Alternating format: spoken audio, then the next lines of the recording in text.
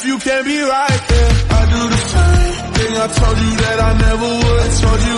एक बार एक नगर में बुद्ध सबको प्रवचन दे रहे थे और बंधन के बारे में बता रहे थे कि इंसान के दुख का सबसे बड़ा कारण मोह होता है।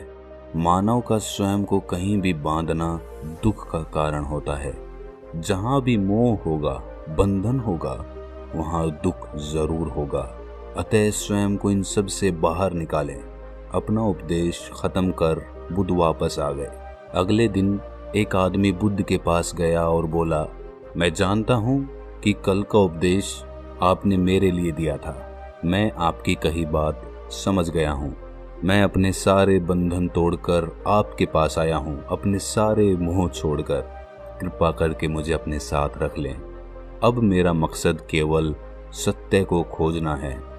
बुद्ध मुस्कुराए और बोले, तुमने कौन कौन से बंधन त्याग दिए हैं? आदमी बोला, मेरे घर पर मेरे माता पिता हैं, मेरी पत्नी और मेरा छोटा बच्चा भी है। मेरी पत्नी बेहद बीमार रहती है। मेरे जीवन में बहुत दुख था जब तक मैंने आपका उपदेश नहीं सुना था, लेकिन अब मैं समझ गया हूँ कि मेरी पत्नी, बच्चे और मेरे माता पिता के साथ बंधन से ही मुझे दुख होता है। मैं जब अपनी पत्नी को बीमारी में कहराते हुए सुनता था, मुझे बहुत दुख होता था। मुझे कभी कभी लगता था कि काश ये मर जाए तो इसका दुख कम हो जाए। कभी कभी मुझे जीना भी बेकार लगता था, लेकिन अब मैं समझ गया हूँ कि इन सब से जुड़े रहने के कारण ही मैं दुखी था। इसलिए मैं सब को छोड़कर आया हूँ। अब मेरे जीवन का एकमात्र मकसद है और वो है सत्य को खोजना। बुद्ध ने कहा, क्या तुम पक्का सबको छोड़ना चाहते हो? आदमी ने कहा, हाँ। बुद्ध ने फिर कहा, क्या तुम कुछ पीछे भूल तो नहीं रहे, कोई भी पुराना रिश्ता? आदमी ने कहा, मैं कुछ नहीं भूल रहा, मैं सबको पीछे छोड़ आया हूँ। मैंने अपने परिवार का त्याग कर दिया तो कर दिया। अब पीछे मुड़कर उन्हें कभी नहीं देखूंगा। बुद्ध मुस्कुराए और बोले, आज की रात तुम विश्राम करो, कल सुबह मुझसे आकर मिलना। आदमी पूरी रात आश्रम की चीजों को देख सोचने लगा कि मैंने आज तक अपना समय सिर्फ बर्बाद ही किया है। अब वो ऐसे महान कार्य का हिस्सा होने जा रहा है जिसका खुद बुद्ध संचालन कर रहे हैं। बुद्ध की कृपा से उसे जीवन का सही मकसद मिल गया है। अगले दिन सुबह सुबह ही वो आदमी बुद्ध के पास गया और बोला, बताइए क्या आदेश है मेरे लिए? तुम्हें पूर्व की ओर जाना है। वहाँ गांव में तुम्हें एक सादिका नाम की महिला मिलेगी। वो एक ज्ञानी स्त्री है।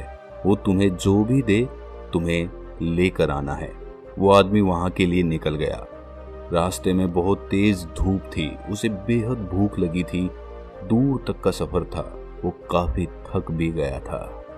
वो आदमी रास्ते भर सोचते हुए गया कि अगर वो घर पर होता तो इस धूप में घूमने की जगह आराम कर रहा होता और भोजन कर रहा होता। सोचते सोचते वो सादिका के गांव पहुंच गया। वहां पहुंच उसने सादिका को देखा। वो बेहद खूबसूरत थी। वो उसे देखता ही रह गया। सादिका ने इस आदमी को देखकर कहा, आप अंदर आ जाओ, मुझे मालूम है आपको बुद्ध ने भेजा है। आपको भूख लगी होगी, मैं आपको भोजन परोस देती हूँ। उसने उस आदमी को भोजन दिया। वो आदमी एकदम हैरान हो गया। ये वही भोजन था जिसके बारे में वो रास्ते भर सोच रहा था। भोजन करते समय आदमी की नज़र सादिका के पैरों पर गई।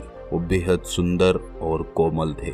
सादिका ने कहा कि बुद्ध के चरण अत्यंत सुंदर हैं। उनके चरणों में जिसे स्थान मिल जाए उसे तब किसी और के चरणों की जरूरत नहीं पड़ती। वो आदमी ये सुनकर अपनी नजरें नीची कर लेता है। भोजन करने के बाद आदमी ने सोचा, भोजन तो हो गया, थोड़ा आराम करने को मिल जाता तो बहुत अच्छा होता, लेकिन अब तो यहाँ से ऐसे ही जाना होगा। सादिका ने कहा, आपने भोजन तो कर ही लिया, थोड़ी देर विश्राम भी कर लीजिए, मैं आपको पंखा कर देती हूँ। वो आदमी सोचने लगा कि ये कैसे संभव है, जो मैं सोच रहा हूँ वही चीजें हो रही है। उसने सोचा कि ये कोई संजोग ही होगा। वो आदमी चादर बिछाकर आराम करने लगा। सादिका उसे वहीं बैठकर पंखा करने लगी। वो आदमी चुप चुप कर सादिका को बार बार देखता। वो कभी उसके चेहरे को देखता तो कभी उसके चरणों को। वो उसके शरीर की सभी आकृतियों को देखता और मन ही मन सोचता कि कितनी सुंदर स्त्री है, एकदम शांत, सुंदर, प्यारी वाणी, इसे तो मेरी पत्नी होना चाहिए था। वो मन ही मन सादिका के लिए कई सारी कविताएं बना चुका था।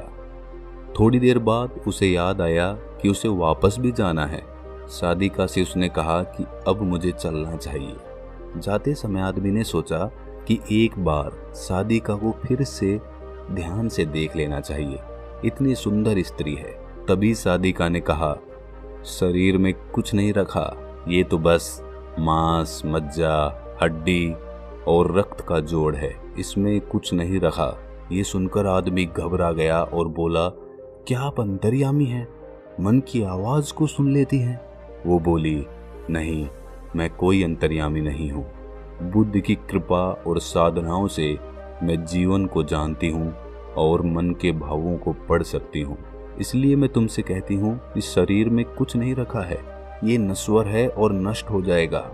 वो आदमी मन ही मन बेहद लज्जित हुआ और सोचा कि इस स्त्री ने मेरी मन की भावनाओं को जानते हुए मेरा इतना सम्मान किया और मैं इसके साथ क्या कर रहा हूँ, मैं एक बहुत बड़ा पापी हूँ।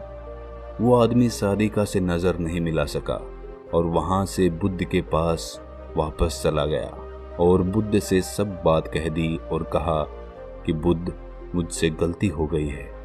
बुद्ध ने कहा, मैं पहले से ही तुम्हारे मन के भाव को जानता था, अब तुम बताओ, क्या तुम बंधनों से मुक्त हो गए हो?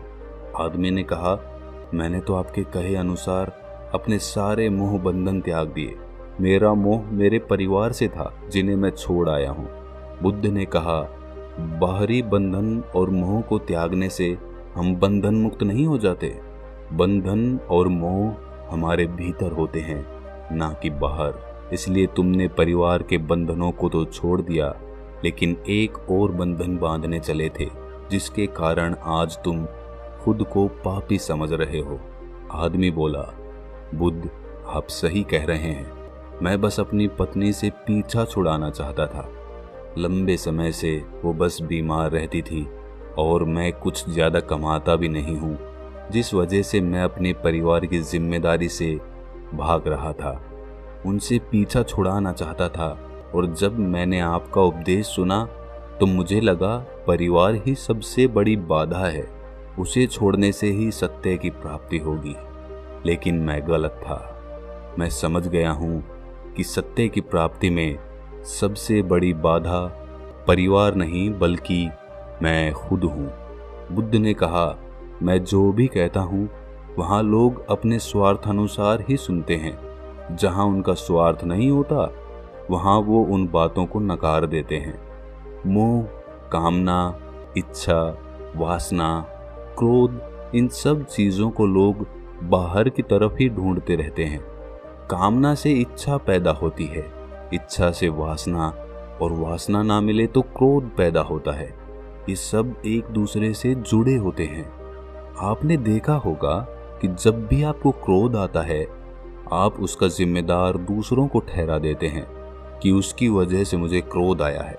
हम कभी ये नहीं कहते कि उसका कारण मैं खुद हूँ, जबकि क्रोध हमें हमारी वजह से ही आता है।